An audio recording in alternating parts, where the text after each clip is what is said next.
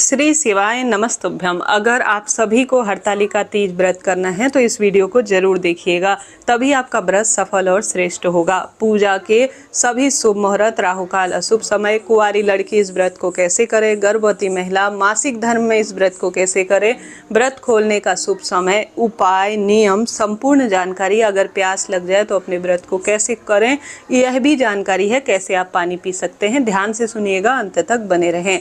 सबसे पहले भाग सुहाग का व्रत है। दक्षिण दिशा की ओर मुख नहीं करना है, पूर्व या उत्तर दिशा की ओर ही आपका मुख होना चाहिए। पूजा के समय इस बात का ध्यान रखें, जहाँ पर भी पूजा करते हैं उस स्थान को शुद्ध कर लीजिए। सच्चे भाव सच्चे मन से गंगा जल वहाँ पर छिड़काव कर कर एक पूजा चौकी स्थापित कर लीजिए। पूजा चौकी के ऊपर मिट्टी के गणेश जी, साथ के साथ माता गौरी और महादेव की जो है लिंग नुमा आकृति आप स्थापित करें, नहीं तो पार्थिव शिवलिंग बना लीजिए और गौरी गणेश की मूर्ति रख लीजिए।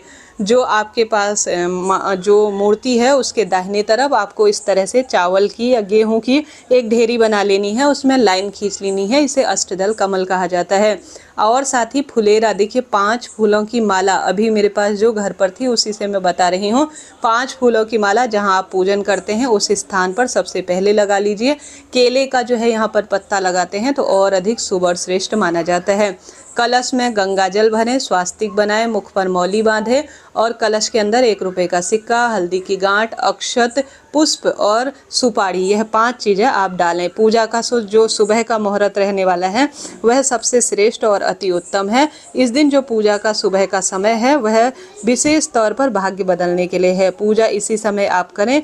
सुबह पूजा का शुभ मुहूर्त 5:56 से 8:31 तक है। प्रदोष काल अर्थात शाम की पूजा का समय 6:01 से 7:31 तक है।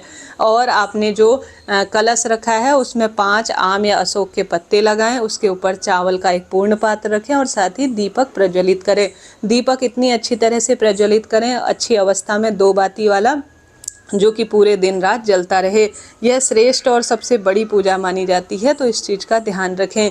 दीपक पूरे दिन सुबह से लेकर शाम तक रात्रि भर जलता रहे, इस बात का ध्यान रखें। अब जो आपने मिट्टी के शिवलिंग बनाए हैं, आप श्री शिवाय नमस्तुभ्यम नमः शिवाय ओम इस महामंत्र का जाप करते हुए सबसे पहले शुद्ध जल से अभिषेक कराएं। फिर जो आपने कटोरी में अलग अलग पंचामृत बनाया है या एक ही में आपने कच्चा दूध इत्यादि लिया है उससे अभिषेक कराएं। फिर शुद्ध जल से अभिषेक कराएं और सुंदर भाव सच्चे मन से मूर्ति प्रतिमा है तो उन पर भी जल का छिड़काव करें। अब आप दाहिने हाथ में थोड़ा अक्षत और पुष्प लीजिए, अपना नाम गोत्र बोलिए, अपने इष्ट पितृ देवी देवताओं का ध्यान करें और कहें कि हे महादेव, हे माँ पार्वती, आज मैं जो है इस व्रत को अर्थात हरतालिका तीज व्रत को करने जा रही हूँ, इस व्रत को सफल बने, ऐसी प्रार्थना करते हुए अपने सभी जो है आप जैसे निर्जल व्रत करेंगे तो उसका भी ध्यान कर कर भगवान के श्री चरणों में निर्जल जो आपने सामग्री ली है, कहने का अर्थ है, उसे छोड़ दीजिए। इस तरह से संकल्प की विधि होती है।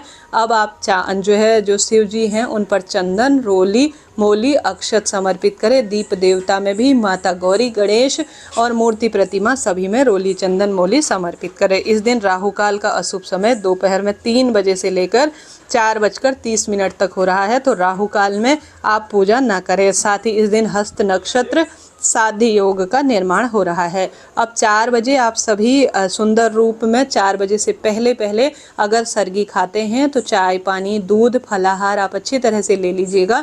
अगर आपके यहाँ नहीं भी सरगी खाई जाती है तो 1 रात्रि पहले आपको प्याज, लहसुन, तामसिक चीज़ों का सेवन नहीं करना है। शुद्ध सात्विक भोजन करें। सोमवार के दिन ही बाल धो लीजिए, मंगलवार के दिन साबुन शैम्पू लगाकर बाल न धोएं। हालांकि सादे बाल पानी से आप बाल धो सकते हैं।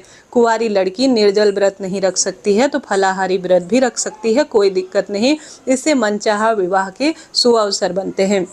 साथ ही सौभाग्यवती महिलाएं तो इस व्रत को जितना हो निर्जल ही रखें, परंतु अगर कोई गर्भवती महिला है तो जितना संभव हो निर्जल व्रत करें, नहीं तो फलाहार व्रत करें। महादेव, माँ पार्वती माता पिता स्वरूप है, वह आपको तकलीफ नहीं दे सकते हैं, तो आप फलाहार व्रत करें परंतु व्रत को छोड़ें नहीं। कुंवारी लड़की भी इस व्रत को निर्जल रूप में ही करें, तभी सुंदर फलों की प्राप्ति होगी। आप पुष्प समर्पित करें, आंकड़ा समर्पित करें, साथ के साथ दुर्वा घास समर्पित करें, यज्ञोपवीत समर्पित करें और साथ ही आप सभी श्री शिवाय नमस्तुभ्यम कहते हुए जो आपके पास सामग्री है जो महादेव द्वारा दी हुई है वह सभी चीज़ें एक एक करके आप शिवलिंग पर चढ़ाएं। माता गौरी को भी समर्पित करने का प्रयत्न करें। सुबह यह पूजा की जाती है और यही पूजा प्रदोष काल में भी की जाती है, जो कि सबसे श्रेष्ठ मानी जाती है। प्रदोष काल का मैंने आपको शुभ मुहूर्त बता ही दिया।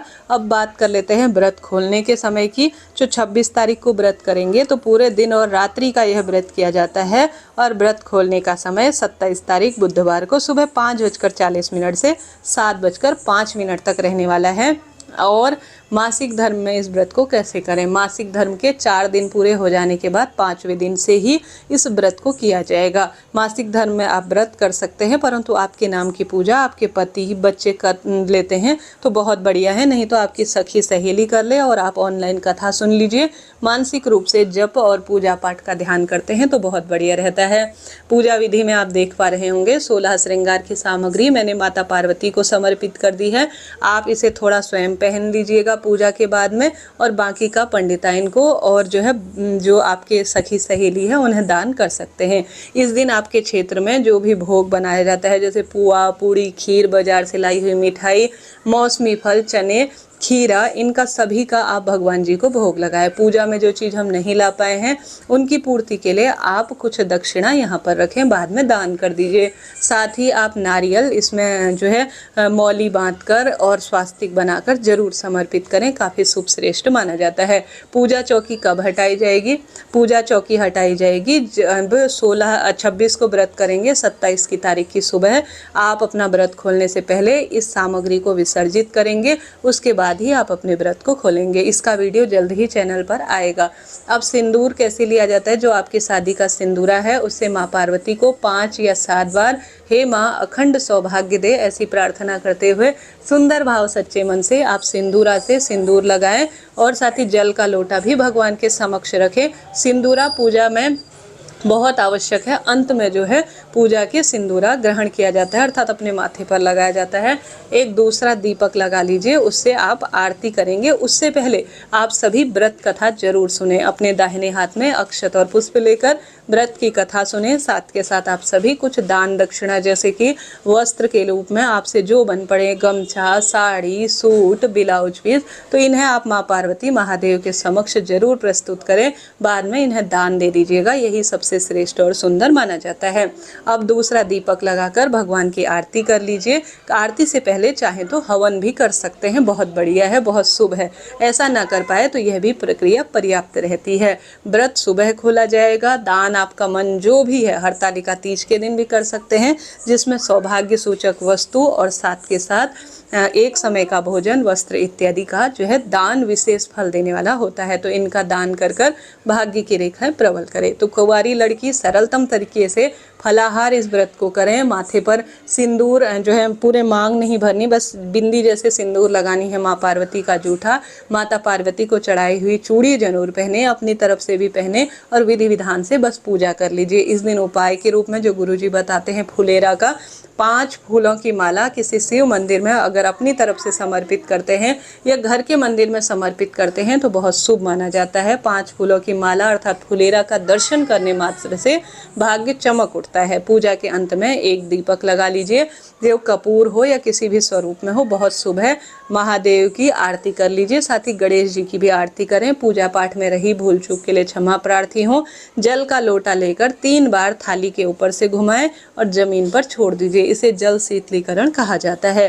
तो इस तरह से आपको व्रत करना है। किसी कारण से अगर आपको प्यास लग जाती है तो आप सभी, जैसे चक्कर आ जाते हैं कई बार, कई भक्तजनों के दवाई खाने की आदत है, तबीयत खराब हो जाती है, तो संभव हो तो हरतालिका तीज व्रत में 4 बजे से पहले आप जल और फल खा सकते हैं, जिसे सर्गी कहा जाता है। ऐसा ना कर पाए तो पूजा इत्यादि हो जाने के बाद आपकी तबीयत खराब हो रही है, आपसे नहीं उठा जा रहा है, तो आप सभी भक्तजन विशेष तौर पर अपने हाथों को पीछे कर कर आप किसी थाली में जल रखकर पशु की भांति भी पानी पी सकते हैं, कोई दिक्कत नहीं। तो इस तरह से आपको करना है। व्रत से एक दिन पहले बाल धो लीजिए। पूजा में काली, नीली, पीली इन साड़ी का चयन ना करें, सिर्फ लाल पीली ही पहने।